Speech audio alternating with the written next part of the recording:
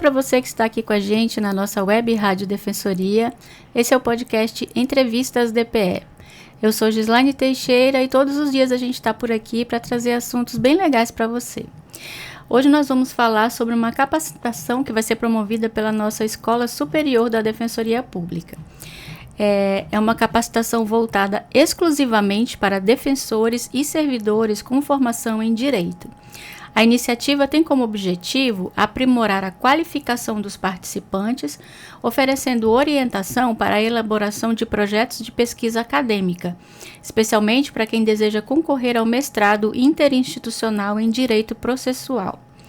Você que é defensor, defensora ou servidora da área do direito, que deseja se preparar para o processo seletivo, esta é uma oportunidade de desenvolver as suas habilidades acadêmicas e contribuir ainda mais para a qualidade do atendimento da Defensoria para a população.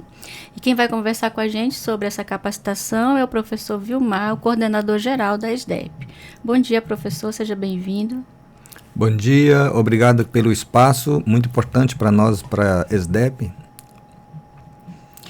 Professor, qual que é o objetivo dessa oficina? Como elaborar um projeto de pesquisa para o mestrado?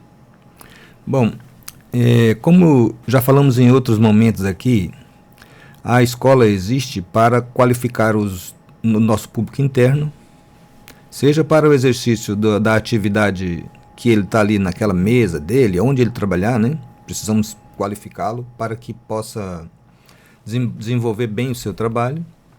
E também, dentro dessa qualificação que nós estamos falando aqui, preparação, a possibilidade que tem de se qualificar para a pós-graduação estrito sensu, ou seja, mestrado ou doutorado, essa possibilidade dele melhorar o seu conhecimento faz parte também do nosso trabalho, de preparar as pessoas para esse tipo de upgrade na sua preparação. E nós temos cada vez mais aqui em Roraima oportunidades de mestrado e doutorado. E temos uma oportunidade que está às nossas portas aí, que é da Universidade Federal aqui de Roraima, em parceria com a Federal do Espírito Santo, um mestrado na área de direito processual. Então nós vamos preparar esse pessoal que tem interesse em concorrer, preparar para que possa concorrer bem, né? E nós vamos focar na elaboração do projeto. E a capacitação foi voltada apenas para defensores e servidores com bacharelado em Direito, né? Sim. Então, você que é defensor público, defensor ou defensora público, servidor da defensoria ou servidora, e que tenha já bacharelado em Direito, formado em Direito, e queira, então, se preparar, essas oficinas, vão ser no formato de oficinas, são voltadas para se preparar para esse tipo de mestrado. Um mestrado na área jurídica, processual, né? Especificamente de processo, que é a área as linhas de pesquisa, a área de concentração desse mestrado. Em momento oportuno, nós vamos também oferecer preparação para outras áreas. Olha, então, esse é só o primeiro que estamos fazendo. Então, e você que não é formado em Direito, mas também tem interesse, fique antenado, fique atento, porque também nós vamos oferecer em outras áreas. Que bom. E isso é a carga horária e o conteúdo, como que foi distribuído? Nós vamos trabalhar essas oficinas de forma híbrida. Então, nós vamos ter 3 encontros de 3 horas e meia, presenciais, e outras atividades, mais material e atividades online dentro do nosso ambiente virtual de aprendizagem. Então, os alunos serão matriculados nesse sistema, no nosso sistema, no ambiente virtual de aprendizagem. Então, ele vai ter atividade e explicações, aulas presenciais, e naquele espaço de tempo entre o primeiro encontro e o segundo, ele tem atividades lá no nosso AVA. Importante destacar aqui que serão 3 encontros às sextas-feiras. Primeira sexta-feira agora, depois a próxima e a próxima. E tudo isso voltado para preparar as pessoas para desenvolver o projeto. A carga horária é dividida, 20 horas, é dividida, então, híbrida, né? Presencial e online. E os módulos que serão abordados? Então, foi dividido o conteúdo em três blocos. O primeiro bloco, nós vamos estudar questões mais gerais sobre mestrado, como é que funciona um mestrado, e também nós vamos analisar detalhadamente o edital deste seletivo. A gente está utilizando esse como um modelo que é o ideal para a gente aplicar oficinas e cursos. Então, a gente vai estudar os detalhes ali do edital. Por incrível que pareça, um número muito grande de candidatos é eliminado desse tipo de seletivo por não atender a um detalhe ali do edital. Infelizmente, isso acontece.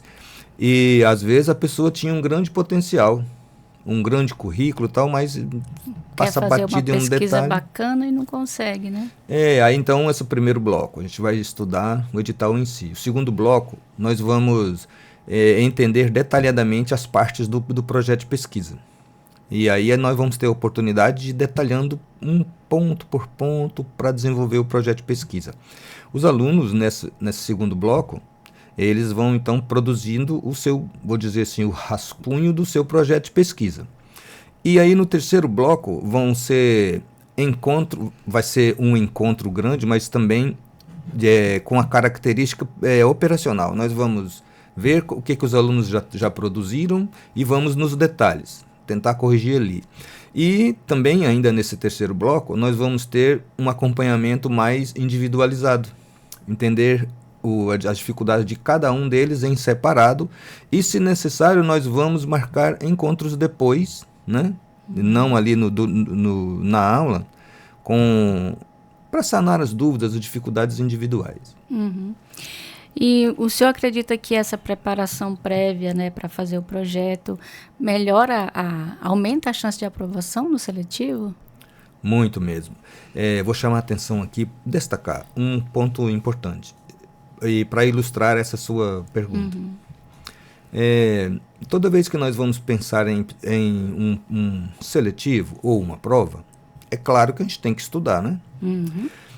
Mas como é que você estuda para fazer um projeto? Então, esse tipo muito técnico, né? Esse tipo de atividade, de estudo, de preparação, se você só escutar e não fizer, não vai adiantar nada. Não é a mesma coisa de você preparar para uma prova em que alguém pode te explicando, você vai entendendo, aí você vai lá e faz a prova. É diferente. Você precisa fazer. Então, tem que ter prática. E uma das questões mais complexas dos projetos, os alunos, os acadêmicos, têm dificuldade em algumas áreas, mas principalmente quanto à metodologia. Então, metodologia de pesquisa científica não é tão simples. Não é um bicho de 7 cabeças. Então, inclusive, esse é o título de uma palestra que eu gosto de ministrar. Metodologia não é um bicho de 7 cabeças. Mas a maioria das pessoas desconhece. Então, a pessoa que faz esse nosso treinamento tem um diferencial, aumenta muito sua possibilidade de ser aprovada, porque a gente vai para os detalhes. E outra coisa também importante é que a gente vai buscar entender individualmente qual é a dificuldade de cada um individualmente. Então, a possibilidade de ser aprovada aumenta bastante por causa disso. A gente vai melhorar a pessoa, qualificar mesmo. Eu lembro que eu tive muita dificuldade de fazer a hipótese do meu TCC. Nossa Senhora. E ainda mais agora, por exemplo, passando um tempão fora da sala de aula. Isso aí é um refresco e tanto na memória, né? Sim, outra coisa que as pessoas têm muita dificuldade é a pergunta de pesquisa. Que a pergunta de pesquisa para um projeto, ela direciona, ela norteia todo o projeto. Primeira coisa que ela norteia são os objetivos. Então, os objetivos devem ser extraídos da sua pergunta de pesquisa. E como descobrir essa pergunta de pesquisa? Como elaborar, não é? E a gente vai trabalhar bem isso lá. Às vezes você já tem todas as respostas, mas não consegue fazer a pergunta. Olha, ninguém nunca tinha me falado isso. Exatamente. E esse é um grande erro, né? A pessoa já vem com as respostas e lá no doutorado, eu gostei demais, um professor dizendo que se você já tem a resposta, então você não tem uma pesquisa. Você vai pesquisar o quê se você já sabe? Não é? E esse acompanhamento, né? Como que vai ser realizado o acompanhamento e o feedback dos participantes depois da oficina? Depois da oficina, nós vamos ter as outras fases, né? Terminada a oficina, o pessoal vai estar pronto para elaborar o seu projeto e informado para concorrer. Os detalhes lá, o que tem que fazer e tal. E o processo seletivo tem fases. Primeira fase é a prova, escrita, depois apresenta o projeto, depois vai o professor orientador, o possível orientador, vai selecionar dentre os que o escolheram, e aí ele pode ter uma banca para defender sua ideia do projeto, e a gente vai monitorar tudo isso. Ao final, nós precisamos saber quantos conseguiram ser aprovados e quantos não conseguiram. E depois disso, que eu disse que a gente vai ter outras oficinas, né? Esse pessoal já serve de referência para a gente. Se quiserem, podem participar de outras oficinas. Outra coisa importante também é que a Escola Superior da Defensoria Pública, existe, como eu disse aqui no começo, para qualificar o nosso público interno. Esse público interno tem interesses, por exemplo, no mestrado, doutorado. Esse curso, essa preparação, ele não é só para um processo seletivo que eu citei aqui, é para todos, não é? Eu imagino que vamos ter alunos que estarão interessados em doutorado, não é? De qualquer forma, esse monitoramento do andamento dos alunos faz parte do nosso projeto. E ao final do curso, cada aluno vai responder para a gente um questionário. Então, para a gente entender como eles receberam aqueles ensinamentos, como eles percebem que melhoraram, mas depois nós vamos monitorar o sucesso ou não do nosso projeto. E uma pergunta bem importante: qual que é a relevância de um mestrado em Direito Processual para a atuação dentro da Defensoria Pública? A Defensoria Pública, ela é, por óbvio, né, composta por pessoas do direito como atividade fim. E as outras pessoas que não são do direito como atividade meio. As pessoas que atuam na atividade fim são, basicamente, os defensores e os assessores jurídicos. Mas ainda trabalham também com o direito os consultores jurídicos, que já não são mais na atividade fim, são atividade meio. Vou pegar o exemplo de um defensor que trabalha na área de família, só como exemplo. É muito importante que ele, no seu gabinete, a sua equipe, o defensor e o assessor jurídico que trabalham com o direito, tenham conhecimentos cada vez mais profundos que podem trabalhar melhor. Quanto mais qualificado estiver, melhor ele pode trabalhar. Esse mestrado que a gente está dando prioridade, ele é em processo. E todos os defensores o tempo todo trabalham com processo. A área de processo é aquela área que você vai movimentar o pedido do assistido. Atende o assistido, entende o problema dele e vê quais as possibilidades, e para isso é preciso de um processo judicial para pleitear, defender. Então, a parte de processo dentro da atuação dos operadores do direito aqui da Defensoria, feijão com arroz, né? É o dia a dia, é extremamente importante. Não é só direito de família, todas as áreas. Os tipos. Então, é a ferramenta de trabalho da Defensoria Pública quando eu falo de processo jurídico. Todos os processos, né, eles existem com o direito processual, baseados no direito processual. Então, é muito importante. Não só esse, viu? Não é só esse. Todas as áreas do direito em que a Defensoria Pública atua, direito civil, direito penal, direito do consumidor, o que eles chamam de civil genérico aqui, saúde, todas elas, quando alguém que atua nessa área vai fazer um mestrado ou um doutorado, tem um aprofundamento muito grande, teórico e às vezes prático, né, disso. Então é muito importante. Então isso casa perfeitamente com a próxima pergunta, né? Como que o mestrado interinstitucional pode impactar a carreira dos servidores e defensores participantes? Grandemente. Grandemente. Grandemente. o sonho de nós lá da escola, em especial o meu sonho, é nós termos um número grande de pessoas aqui da Defensoria Pública com mestrado, né? E doutorado. Com mestrado e doutorado. Eu tive a felicidade de passar por esse processo, né? Sou professor do curso de Direito, então terminei recentemente, foi em novembro do ano passado, o meu doutorado em Direito Internacional. E eu acho que é uma experiência fantástica para a gente explorar, aprofundar nosso intelecto e aprender coisas novas e profundas, né? Isso é extremamente importante para a Defensoria e para a carreira de nós todos aqui na Defensoria, especialmente defensores e assessores e consultores jurídicos. No futuro breve, nós vamos falar de outras áreas da Defensoria Pública, viu? Que não são a área fim. E o senhor considera que essa parceria entre a UFRR e a Universidade do Espírito Santo vai fortalecer a pesquisa acadêmica na região norte? Ótima pergunta. E eu adoro essa área, né? Roraima, como nós sabemos, é um espaço geográfico afastado dos grandes centros. Além disso, é uma população pequena. Nós estamos um pouco mais de 700 mil habitantes.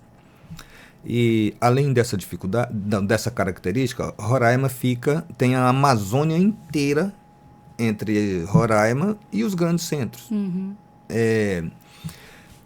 Nós temos dificuldade em algumas áreas, por exemplo, em ter um mestrado, porque a população é pequena, não temos professores assim suficientes para fazer um mestrado, doutorado. Estamos lutando com isso, estamos quase chegando lá, mas quando a Universidade Federal faz essa parceria com a Universidade Federal do Espírito Santo, na forma do MINTER, né?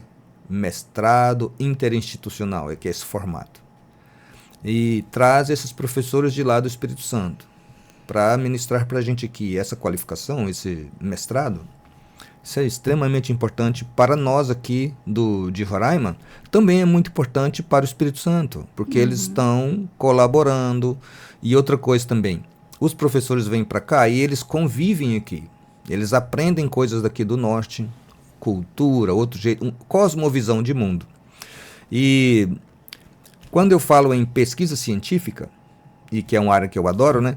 Tanto mestrado quanto doutorado, esses dois formatos de pós-graduação são muito focados em pesquisa científica. Então, esses mestrandos, daqui um pouco mestrandos, os 20 que serão alunos desse mestrado, vão estar sendo preparados para produção científica, pesquisa científica e produção científica, e com certeza vão mudar o cenário de pesquisa científica jurídica aqui em Roraima. E eu espero que grande parte disso venha para a revista Arandu.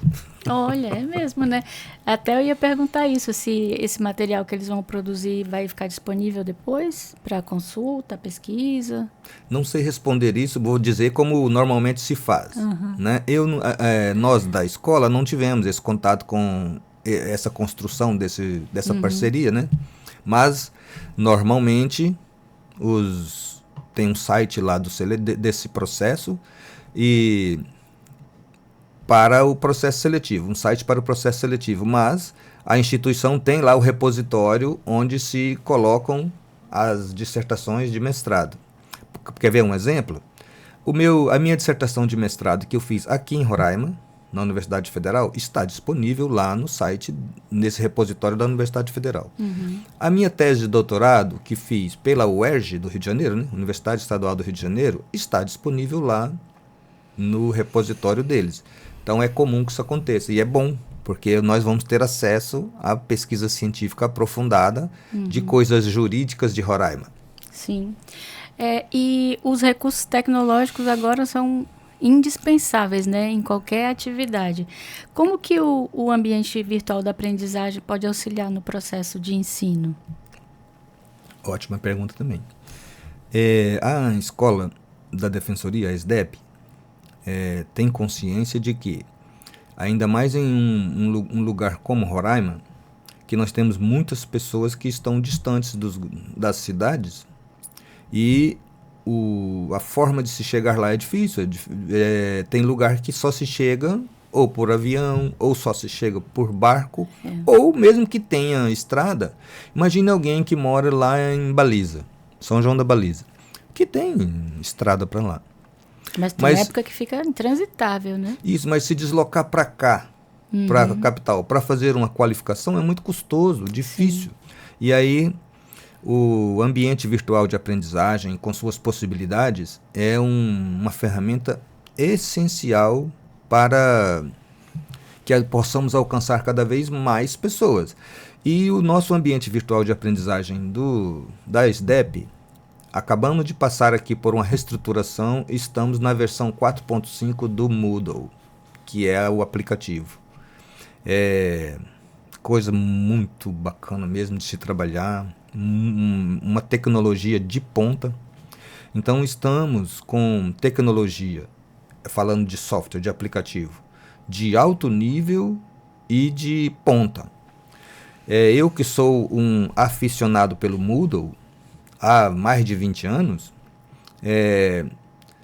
acompanhei essa evolução. O que temos de tecnologia lá é fantástico. Então está à nossa disposição para que possamos fazer com que a educação seja mais efetiva, especialmente para quem está longe. Sim. Mas, olha, este nosso treinamento, as pessoas vão estar aqui perto da gente, mas mesmo assim nós estamos fazendo no formato híbrido, estamos aproveitando essa tecnologia para ampliar aquele espaço físico ali. A gente fica lá 2, 3 horas presenciais, mas podemos expandir como uma forma adicional. Então, muito importante.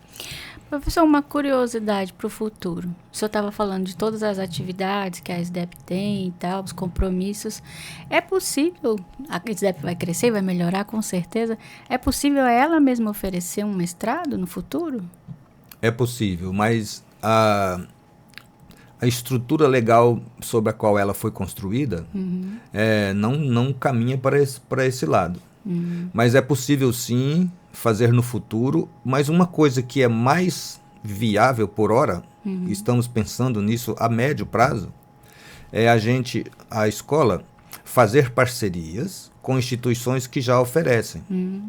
Então, em um futuro aí, a médio prazo, a gente vai ter condições e recursos para contratar, por exemplo, um mestrado para nós. Uma instituição, como pode ser a Universidade Federal, de algum estado aí. É oferecido na estrutura da SDEP. Exatamente. Para nós, isso é possível fazer, só temos dificuldades orçamentárias por hora, mas estamos trabalhando nisso. O doutor Oleno é muito sensível a essa situação. Na verdade, os defensores gerais, como um todo, todos eles, são muito sensíveis a essa necessidade. Precisamos sempre melhorar nossos serviços. E uma qualificação desse nível faz muita diferença. E reforça o compromisso institucional, né, com a qualificação contínua de todo mundo, os servidores, os defensores. Exatamente. O doutor Oleno gosta muito de falar isso e eu também fico empolgado quando ele diz isso, que a escola ela foi concebida desde o começo para amplificar muito mesmo a atuação do CEAF. Antigamente não era escola, era Centro de Estudos e Aperfeiçoamento Funcional, que tinha uma atuação, eu acho, muito boa, mas limitada. Mas a escola veio para ampliar muito isso. E é muito bom que nós possamos discutir essas coisas aqui. É muito bom que possamos, hoje, realmente, que somos escola, realmente sermos muito maiores do que o CEAF foi. Mas, nesse médio prazo, nós precisamos que a escola seja muito maior do que a escola hoje. Estamos caminhando nesse sentido, temos trabalhado muito, principalmente em projetos, né? Essas nossas oficinas que vamos ministrar aqui são exemplos disso. Estamos já preocupados não só com o detalhe da operação do Solar, por exemplo, que é o aplicativo que utilizamos. Não só isso, estamos também pensando em mestrado e também doutorado. Então, nós nos preocupamos em todas as áreas do desenvolvimento humano para uma melhor atuação da instituição. E nós, das outras áreas que não somos do direito, vamos ficar ansiosos aguardando a nossa oficina. Pode deixar registrado aqui, por favor, que estamos já com os projetos em andamento nesse sentido. Não nos esquecemos de ninguém. Ninguém pode ficar para trás. Ninguém larga a mão de ninguém. Professor, queria agradecer a sua presença, desejar sorte nessa oficina, principalmente para quem vai participar e conseguir ser aprovado no mestrado. Eu que agradeço e dizer que é muito importante esse espaço aqui que nos dão. A Rádio DPE, ela é uma parceira, é um veículo de informação muito importante, chega a todos os lugares.